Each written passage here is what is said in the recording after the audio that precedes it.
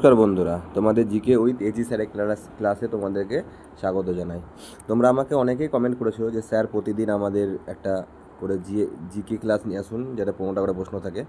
তো সেই দিক থেকে আমি বিবেচনা করলাম এবং বিবেচনা করে দেখলাম যে আমি এবার থেকে প্রতিদিন প্রায় একটা করে জিকে সেট নিয়ে আসবো, 15টা করে সেটে, ঠিক আছে?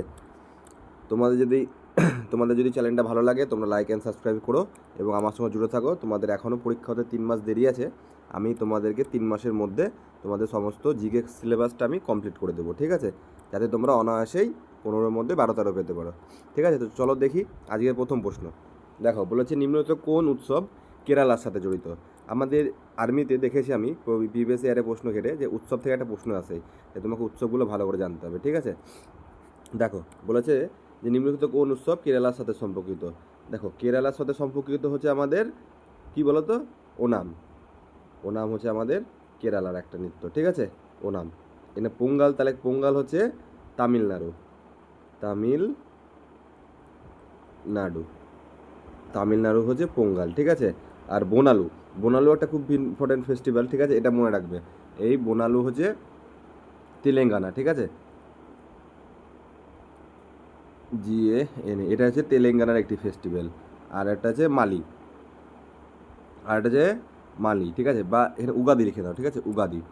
এটা আমার প্রিন্টিং মিস্টেক হচ্ছে, এখানে উগাদি ছিল, এখানে উগাদি ছিল। উগাদি একটা ফেস্টিভ্যাল, ঠিক আছে? উগাদি। এই উগাদি ফেস্টিভ্যালটা হচ্ছে, এটা হচ্ছে আমাদের কি বলতো, অন্ধ্রপ্রদেশ। এপি, আমি শর্ট ফর্মে লিখছি, হ্যাঁ? অন্ধ্রপ্রদেশ, তেলেঙ্গানা, তেলেঙ্গানা লিখছি, এবং কেটি কর্ণাটক। এই উগাদি ফেস্টিভ্যালটা খুবই ইম্পর্টেন্ট, এটা পরীক্ষায় দেয়। উগাদি, বোনালু, পোঙ্গাল, এসব ওনাম, এগুলো খুব ফেমাস ফেস্টিভ্যাল, এগুলো তোমাদের মনে রাখতে হবে, ঠিক আছে? চলো আমরা পরের প্রশ্নতে যাওয়া যাক। দিকে বলেছে, দেখো, বলছে স্বর্ণ বিপ্লব ভারতের কোন কৃষিক্ষেত্রে উন্নয়নের জন্য স্বর্ণ বিপ্লব ভারতের কোন কৃষিক্ষেত্রের উন্নয়নের জন্য দায়ী?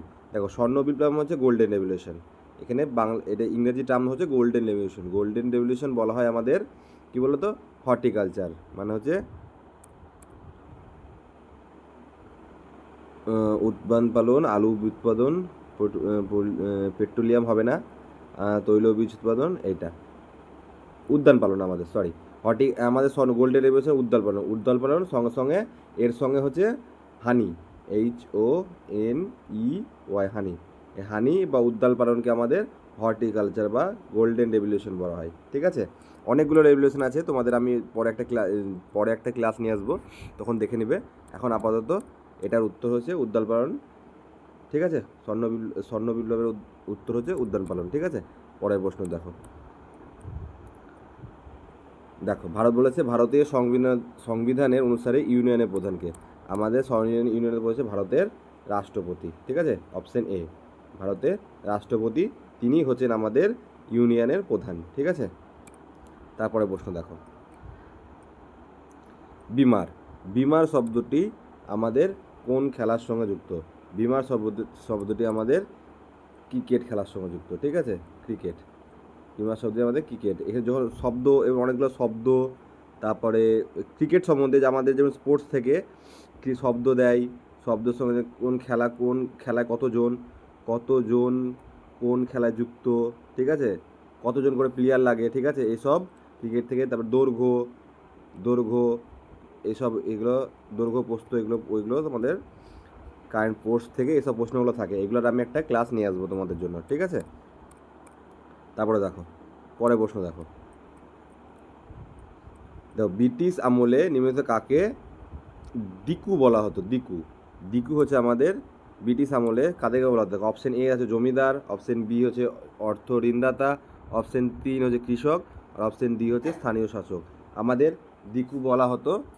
দিকু বলা হতো যারা অর্থ ঋণদাতা, যারা ঋণ প্রদান করত, মানে যারা ঋণ দিত, তাদেরকে আমাদের দিকু বলা হতো, ঠিক আছে? দিকু বলা হতো। দেখা গেছে। পরের প্রশ্ন দেখো এবার, যে প্রথম ভারতীয় মহিলা যিনি এভারেস্ট আরোহী করে, ঠিক আছে? বলেছে ভারতের প্রথম মহিলা যিনি এভারেস্ট আরোহী করেছিলেন। এটা খুব কনফিউজিং প্রশ্ন, অনেকজনের মনে হবে বাচন্দ্রী পাল, অনেকজনের মনে হবে সন্তোষ যাদব, ঠিক আছে? এটা সঠিক উত্তর হলো, দেখো, এটা অনুরিমা সিনহা, তিনি প্রথম ভারতীয়, ঠিক আছে? প্রথম ভারতীয় যিনি এভারেস্ট আরোহণ করেন, ঠিক আছে, এভারেস্ট আরোহণ করেন, এটা মনে রাখবে, খুব ইম্পর্টেন্ট প্রশ্ন, ঠিক আছে। পরের প্রশ্ন দেখো, আন্দিজ বলেছে, আন্দিজ পর্বতমালা কোন মহাদেশে অবস্থিত, ঠিক আছে। আন্দিজ পর্বতমালা প্রথম অপশন এ হচ্ছে অস্ট্রেলিয়া, অপশন বি হচ্ছে ইউরোপ, অপশন সি হচ্ছে উত্তর আমেরিকা, অপশন ডি হচ্ছে এশিয়া।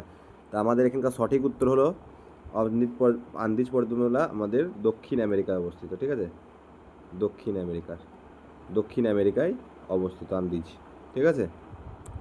পরের প্রশ্ন দেখো, আন্তর্জাতিক যোগ দিবস ধারণাটি সর্বপ্রথম জাতিসংঘের সাধারণ পরিষদে প্রস্তাবিত হয়েছিল। এই আন্তর্জাতিক যোগ দিবসটা আমাদের এই জাতিসংঘের সাধারণ পরিষদে কে প্রস্তুত করেছিল? এটা উত্তর হলো, দেখো, অপশন এ হচ্ছে Pranab Mukherjee, option B Narendra Modi, option C হচ্ছে অরুণ জেটলি, অপশন ডি হচ্ছে জয়শঙ্কর। এটা আমাদের এই যোগ দিবস, এই কথাটা জাতিসংঘের সর্বপ্রথম আমাদের করেছিলেন নরেন্দ্র মোদী, ঠিক আছে, নরেন্দ্র মোদী। আর এস জয়শঙ্কর, এটা হচ্ছে আমাদের ভারতের, এই নামটা তোমার শুনেছো, এস জয়শঙ্কর আমাদের হচ্ছে কী বলে ওটা হচ্ছে আমাদের ব্র্যান্ড অ্যাম্বাসেডার, ভারতের ব্র্যান্ড অ্যাম্বাসেডার, ঠিক আছে, তো এর ব্র্যান্ড অ্যাম্বাসেডার, বিদেশের ব্র্যান্ড অ্যাম্বাসেডার, ঠিক আছে, জয়শঙ্কর। দেখো, ভারতীয় সংবিধানের কোন অনুচ্ছেদে জীবন ও ব্যক্তিগত স্বাধীনতা সুরক্ষার সম্পর্কে কথাটাই বলা হয়েছে?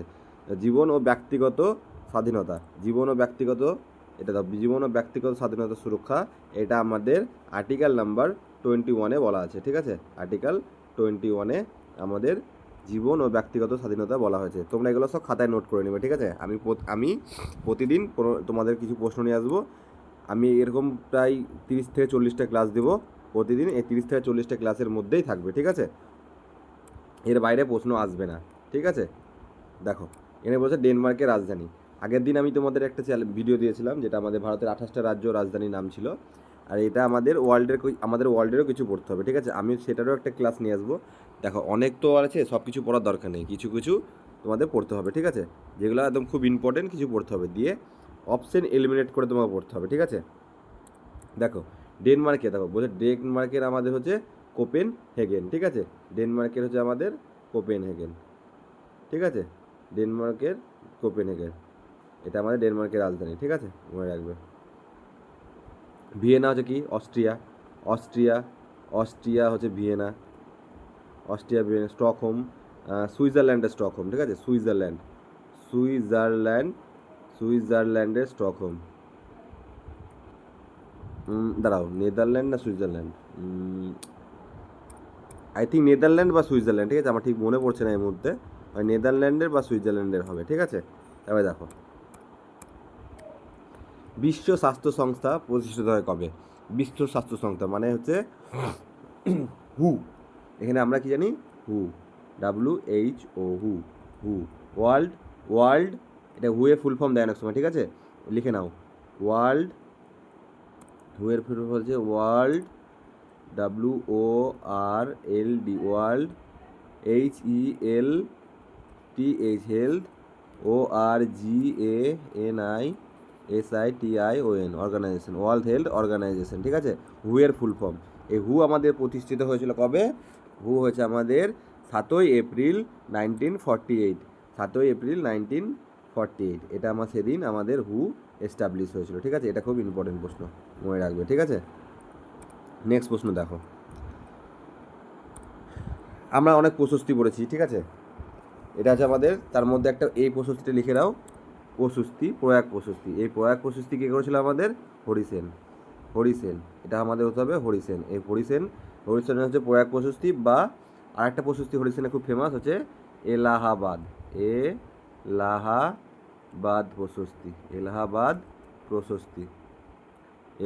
প্রশস্তিও হরিসেনের খুব ফেমাস, এটা পরীক্ষায় বহুতবার এসছে, এলাহাবাদ প্রশস্তি কার, ঠিক আছে, এটা মনে রাখবে বাবা, এলাহাবাদ প্রশস্তি বা প্রয়াগ প্রশস্তি মনে রাখবে। দেখো, তোমাদের এই আজকে প্রশ্ন এত দূরে ছিল, ঠিক আছে। তোমরা এই পিডিএফটা আমার টেলিগ্রাম চ্যানেলে দিয়ে দেবো, তোমরা সেখানে জয়েন হয়ে যাবে, ঠিক আছে। আর তোমরা সুন্দর একটা কমেন্ট করে দেবে, নেক্সট ভিডিও আমি কাল বা পরশু নিয়ে আসবো, ঠিক আছে। তোমাদের প্রতিদিন 15টা থেকে 20টা করে জিকে আমি নিয়ে আসবো, যা তোমাদের 30টা ক্লাস হবে, ঠিক আছে? 30টা ক্লাস হবে, 30টা ক্লাসে 15টা করে যদি হয় তাহলে তোমাদের 450 প্লাস জিকে হয়ে যাবে, ঠিক আছে? 450 প্লাস জিকে তোমাদের কভার হয়ে যাবে, যেটা তোমাদের আর্মির আকবরী 3 মাসের মধ্যে যে পরীক্ষাটা চলেছে তার মধ্যে আমি কথা দিচ্ছি, ঠিক আছে? 15টার মধ্যে তুমি যদি আমার 450 জিকে করে যেতে পারো, ঠিক আছে? 15টার মধ্যে তুমি 10টা গ্যারেন্টি পারবে, গ্যারেন্টি 10টা তুমি কমন পেয়ে যাবে এখান থেকেই, ঠিক আছে? তো তোমার যদি ক্লাসটি ভালো লেগে থাকে তোমরা আমার চ্যানেলে লাইক সাবস্ক্রাইব করে দিও এবং আমার সঙ্গে থেকো, আমি তোমাদের পুরো সিলেবাস কমপ্লিট করে দেবো, ঠিক আছে? জয় হিন্দ, জয় ভারত।